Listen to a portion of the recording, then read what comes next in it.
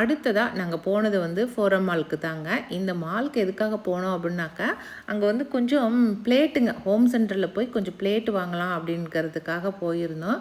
இது வந்து நம்ம வினிஷா பொண்ணுக்காக இல்லை, இது நம்ம ஓன் யூஸ்க்காக தான் வாங்குறதுக்கு போயிருந்தோம். ஏன்னா ஃபைபர் பிளேட்டுங்க வந்து கொஞ்சம் நல்லாயிருக்கும், அதுக்காக வாங்க போனோம்.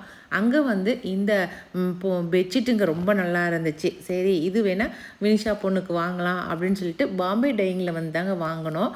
அவளுக்கு ஒன்று, விகாஸ்க்கு ஒன்று வாங்கினோம்.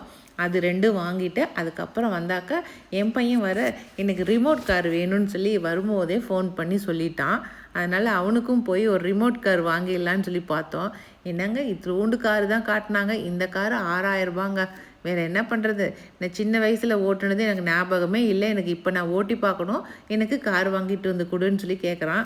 அதனால் பேசாமல் அந்த காரு சின்ன காராக இருந்தாலும் பரவாயில்ல கொடுங்கன்னு அந்த காரை தான் வாங்கிட்டு வந்தேன். இவ வர ஒரு பக்கம் இந்த பொம்மையை எடுத்து வச்சுக்கிட்டா, நான் சின்ன வயசில் இந்த பொம்மை எனக்கு வாங்கி கொடுத்தீங்களே, எனக்கு இப்போ வாங்கி கொடுங்க அப்படின்னு இவ ஒரு பக்கம் நிற்கிறா.